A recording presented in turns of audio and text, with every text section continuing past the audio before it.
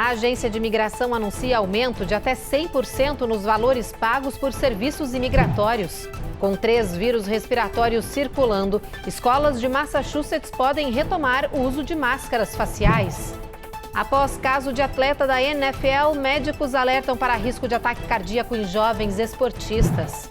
Primeira injeção contra a obesidade é aprovada pela Anvisa no Brasil.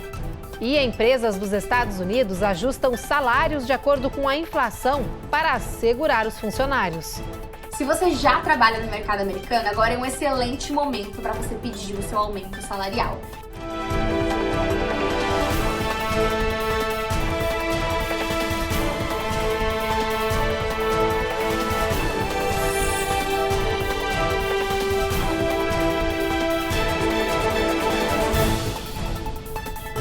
Olá, muito boa noite.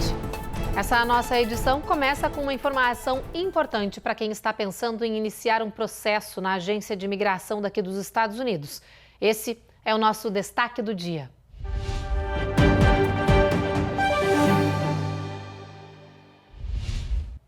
O governo anunciou aumentos de até 100% nos preços a serem pagos pelos serviços imigratórios. Praticamente todas as petições serão impactadas, desde ajuste de status, cidadania por naturalizações e concessão de green card para familiares. Os acréscimos nos valores, segundo a agência, acompanham a alta demanda por serviços de imigração e a queda substancial nas receitas do órgão durante a pandemia de Covid-19.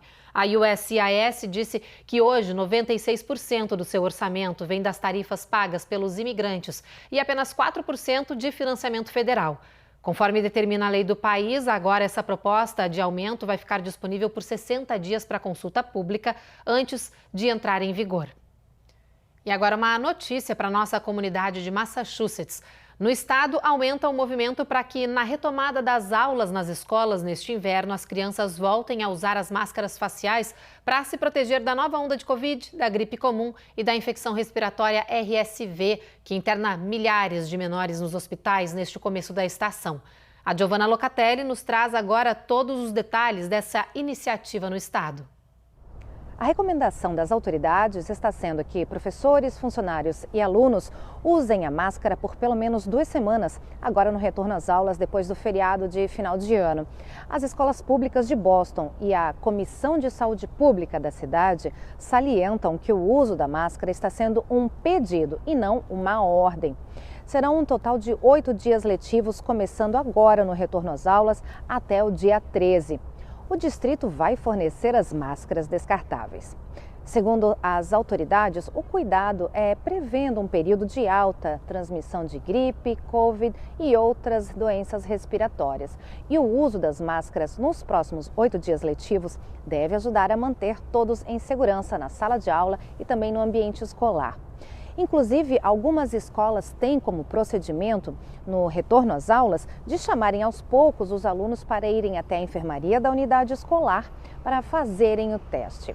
Máscaras também estarão disponíveis para os alunos atletas em treinos ou jogos. Além disso, as escolas de Boston disseram que vão continuar a fornecer kits de testes para casa para todos os alunos e funcionários a cada 2 semanas. E as opiniões se dividem. Eu creio que é uma recomendação, mas para ser sincero contigo, eu acho que ninguém tem mais paciência para ficar usando máscara. Há muito tempo nessa obrigatoriedade de você tem que usar máscara, agora a gente não aguenta. Todo mundo já teve Covid 1, 2, 3 vezes, eu acho que a gente se acostumou que isso infelizmente vai ser uma normalidade e a gente acabou vivendo nessas condições. Então, máscara, eu acho que a gente não volta mais. Eu sou super a favor do uso de máscara nas escolas. A escola das minhas filhas não solicitou o uso de máscaras e só esse inverno, que são só 2 meses, a gente pegou resfriado, a gente pegou infecção no ouvido, gripe e Covid. Tudo vindo da escola. Se as escolas estivessem usando a máscara, com certeza teria sido um inverno que só está começando muito mais saudável. Então, eu sou super a favor. E neste começo de ano tem uma nova subvariante da Covid-19 na área, gente. É a XBB 1.5, que se espalhou tão rapidamente aqui no país, que já é responsável por cerca de 40% dos infectados do território. A XBB 1.5 está relacionada à variante da Omicron XBB, que foi encontrada em pelo menos 35 países e é considerada de gravidade clínica em alguns deles. Aqui nos Estados Unidos, impulsionada pelo clima frio de inverno, a cepa provoca um novo surto de infecções. Os casos dela, registrados nesta semana, já são o dobro da anterior. A maioria dos casos está no noroeste do país. Em regiões como New York, a subvariante representa 75% dos casos de Covid.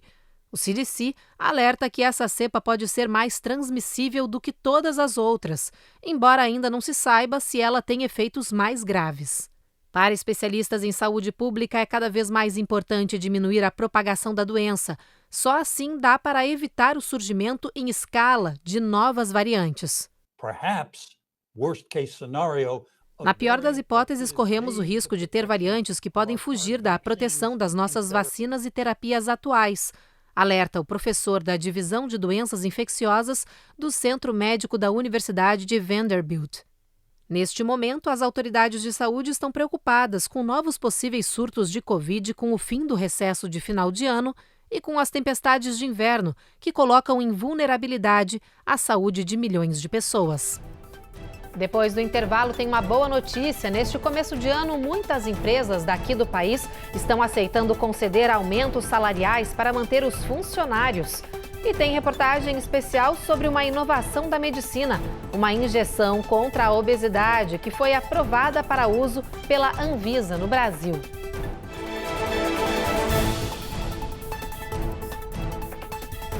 Américas no ar. Oferecimento Rejuve Chef.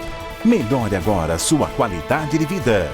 Perm Shield. Precisando construir ou reformar seu ambiente? Temos o piso ideal para você. Acesse permshield.com.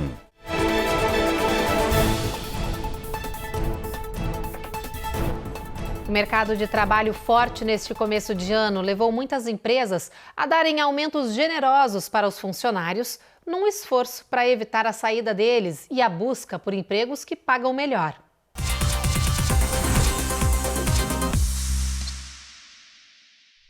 Uma análise de dados do mercado mostra que, aparentemente, os trabalhadores que continuam com seus mesmos empregadores estão recebendo os maiores aumentos em quase um quarto de século. A informação vem do Banco da Reserva Federal de Atlanta, que começou a manter registros em 1997. Em novembro, por exemplo, o acréscimo médio dos salários para os que permanecem no mesmo emprego foi de 5,5%. No entanto, os trabalhadores que trocaram de emprego se deram ainda melhor e relataram um crescimento de salário médio de 7,7%. O crescimento salarial é um aumento de salário ajustado pela inflação, uma manobra que nem toda empresa faz, mas que hoje muitas estão se debruçando sobre para não perder os funcionários. Se você já trabalha no mercado americano, agora é um excelente momento para você pedir o seu aumento salarial. Isso devido àquele caixa de começo de ano fresquinho que a gente sabe que todas as empresas têm, devido a esse reajuste à inflação que a gente já percebeu que as empresas estão levando em conta e também as novas oportunidades de negócios, os novos projetos que as empresas devem estar visando, eles vão precisar de você. E você deve estar se perguntando como é que eu faço isso. Bom, você precisa fazer uma pesquisa de mercado. E para isso eu gosto de usar um site aqui nos Estados Unidos que chama Glassdoor. Nesse site você consegue ver quanto que as pessoas que têm o mesmo cargo que você, os mesmos anos de experiência e também trabalham na mesma indústria que você trabalha, ganham. E com isso você consegue marcar uma reunião com o seu gerente para levar esse estudo de mercado, falar sobre esse movimento do aumento salarial devido à inflação, também discutir um pouquinho da sua performance. Os americanos adoram números, então precisa fazer essa pesquisa de mercado. Boa sorte! Isso aí, ótimas as dicas da Thaís. Tá na hora, viu, gente? Bom, e o Centro de Controle e Prevenção de Doenças atualizou a sua tabela de crescimento para crianças e adolescentes obesos aqui no país. Essa é mais uma medida para tentar entender melhor a crise e desenvolver ferramentas para melhorar a saúde dos menores. Hoje, estima-se que 1 em cada 5 crianças que vive aqui no país tenha obesidade. Os profissionais de saúde usam gráficos padronizados para acompanhar o crescimento desde a infância até a adolescência. Mas esses gráficos, segundo especialistas, estavam desatualizados. A tabela antiga, usada até agora, era baseada em dados de 1963 a 1980. Mas, de agora em diante, o novo gráfico vai incorporar dados recentes e valores mais elevados do índice de massa corporal. O CDC diz que não está mudando o gráfico para quem não é obeso. Com a nova tabela, agora, médicos poderão traçar estratégias melhores para combater a obesidade no país. De acordo com a agência, hoje, mais de 4,5 milhões de crianças e adolescentes são considerados gravemente obesos aqui no país. E tem uma ótima notícia que está sendo comemorada por médicos lá no Brasil.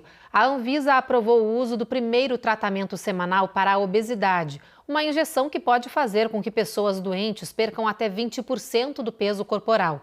A Eloá Orazem conversou com um especialista sobre essa novidade e traz agora os detalhes para a gente. De volta para o futuro. Um remédio aprovado no Brasil há anos ganha nova regulamentação e pode mudar o curso da saúde brasileira.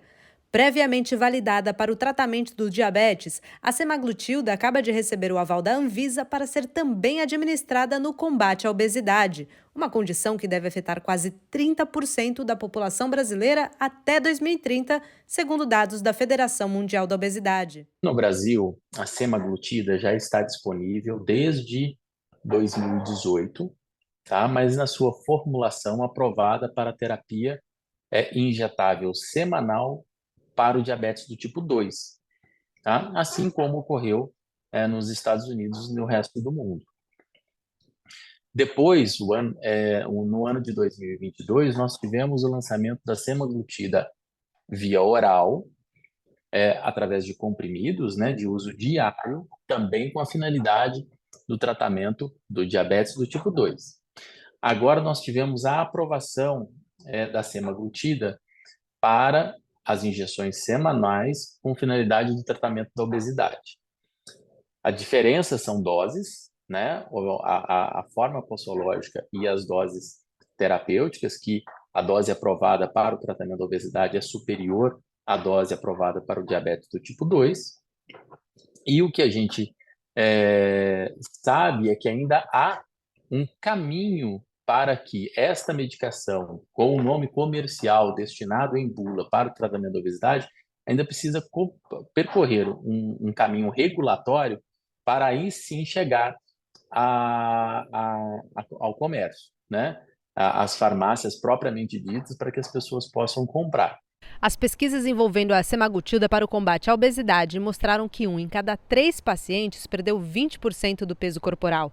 O medicamento ainda demonstrou melhora dos índices cardiometabólicos, como redução da circunferência abdominal, hemoglobina glicada, triglicérides e pressão arterial.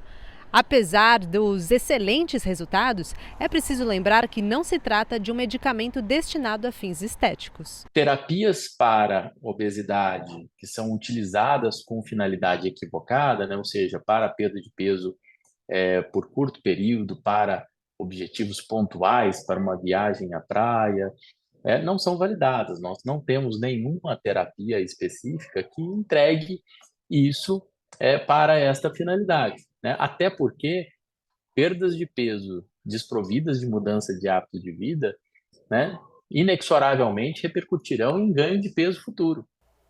No próximo bloco, tem dicas de vaga de emprego para auxiliar administrativo em um dos consulados brasileiros aqui no país. E a gente mostra os detalhes da incrível história de resgate de 4 pessoas que sobreviveram a uma queda livre em um penhasco na Califórnia.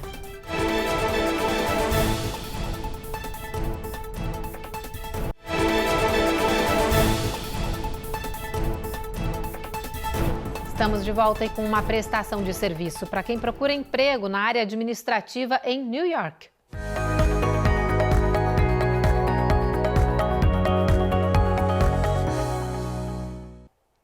Tem oportunidade de emprego para os brasileiros no Consulado Geral de Nova York. As inscrições estão abertas para 6 vagas de auxiliar administrativo de nível médio e os interessados podem se cadastrar no site que aparece aqui embaixo. Lá existe a aba Processos Seletivos. Mas atenção ao prazo, só serão aceitas inscrições até o dia 16 de janeiro. Os candidatos passarão por processos seletivos que envolvem prova escrita e entrevista pessoal. O salário bruto mensal é de $3.680. No site, o edital traz todos os detalhes e exigências para essa vaga.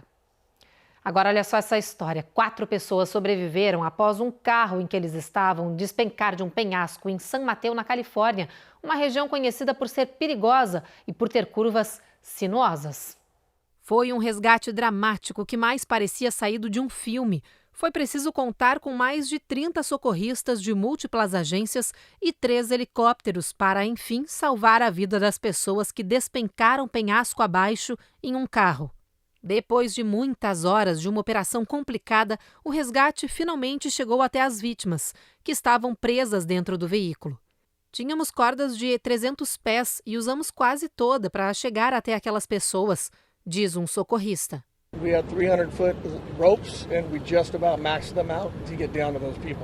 Dentro do carro estavam 2 adultos e 2 crianças, um menino de 9 anos e uma menina de 4. Brian conta que primeiro foram içadas as crianças pelas cordas. We made the decision to hoist the children immediately instead of waiting for the ETA on the helicopters to arrive. Chovia na hora do resgate e com isso o morro estava escorregadio. E para maior segurança, os adultos foram resgatados de helicóptero na sequência. Infelizmente, vemos esse tipo de acidente aqui com muita frequência, mas este caso é mesmo um milagre, diz o socorrista. As crianças tiveram lesões moderadas e os 2 adultos estão em estado crítico no hospital, mas passam bem. Segundo as investigações do acidente, o motorista seguia para o sul, na Estrada 1, quando o carro, um Tesla sedã, saiu da pista. As autoridades ainda investigam como a queda aconteceu. E sobre esse caso impressionante, a polícia informou hoje que o homem que dirigia o carro está sob custódia no hospital por ter intencionalmente jogado o veículo penhasco abaixo.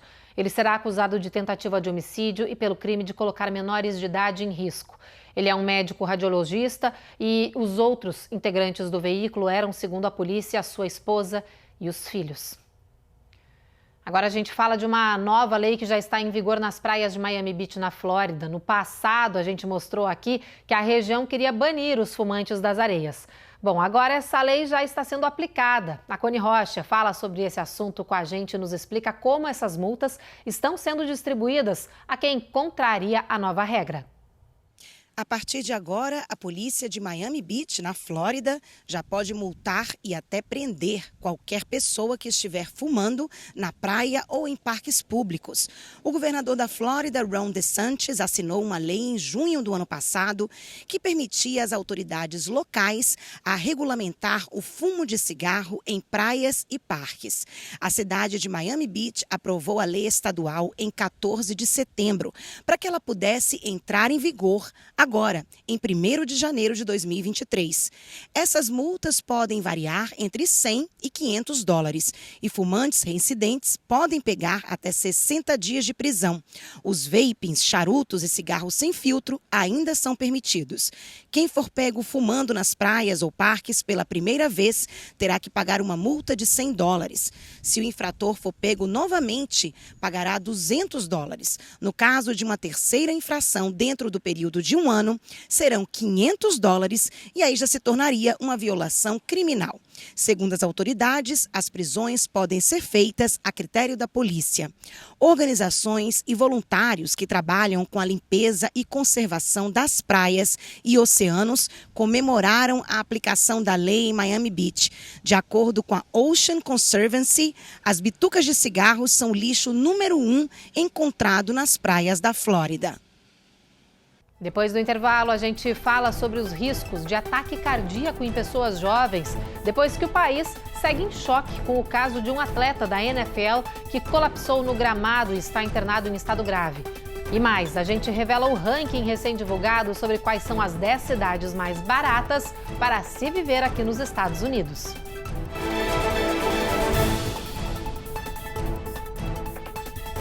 Américas no Ar. Oferecimento Rejuve Chef. Melhore agora sua qualidade de vida. Perm Shield. Precisando construir ou reformar seu ambiente? Temos o piso ideal para você. Acesse permshield.com.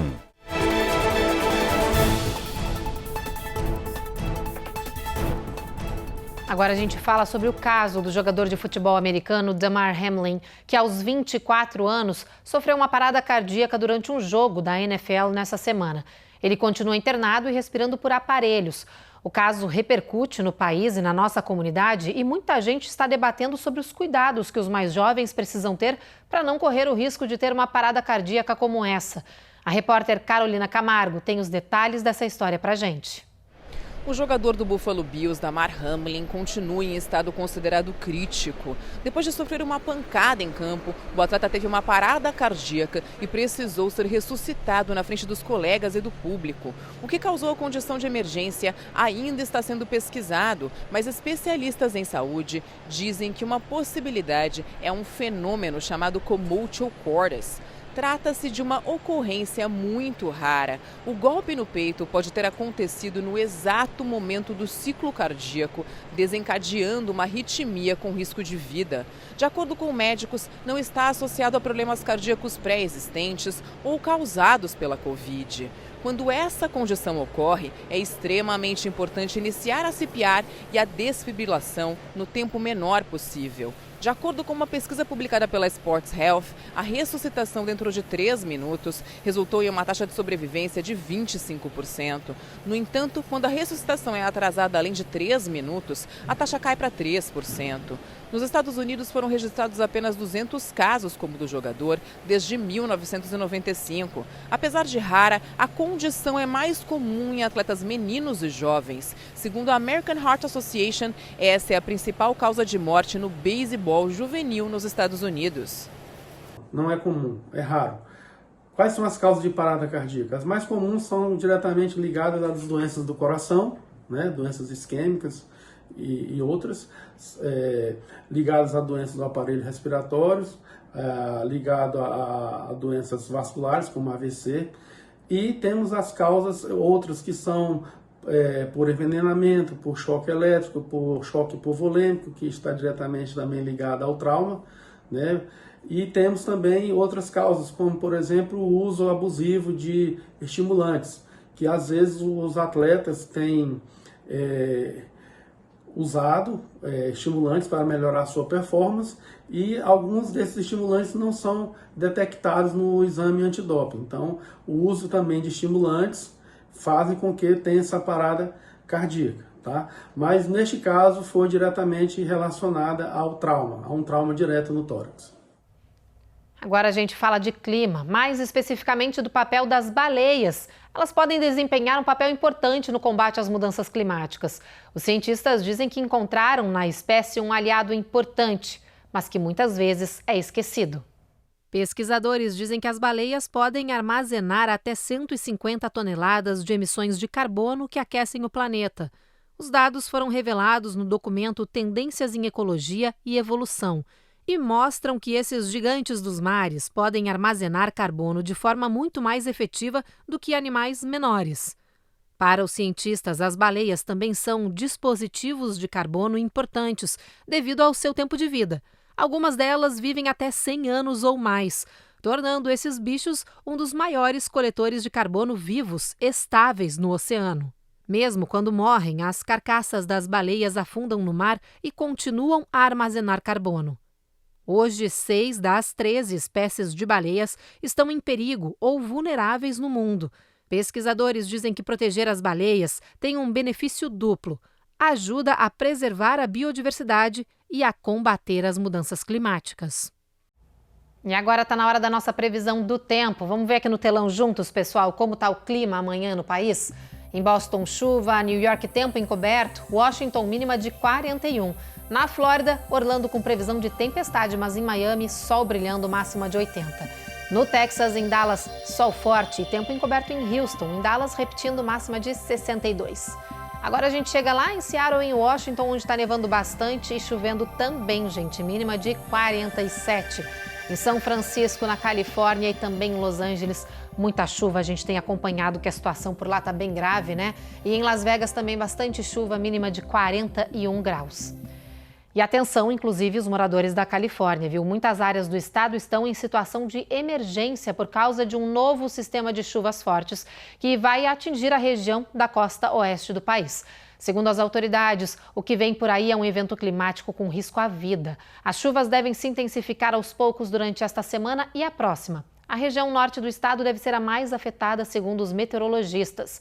E as autoridades pedem que os moradores de cada condado acionem o serviço de alerta e recebimento de mensagens pelo celular. Façam também um plano de emergência para caso de inundações e se preparem para quedas de energia. Bom, agora a gente vai mudar de assunto. É que saiu um levantamento que mostra quais são as regiões mais baratas para se viver aqui nos Estados Unidos. Se você está pensando em se mudar, é bom ficar de olho nesse ranking. Através dos dados dos cálculos de custo de vida do Conselho de Pesquisa Comunitária e Econômica, a companhia de mídia Kiplinger concluiu que os estados do Texas e Alabama são os mais baratos para se viver nos Estados Unidos. Foram analisados índices como preços de moradia, mantimentos, serviços públicos, transporte, assistência médica e bens e serviços.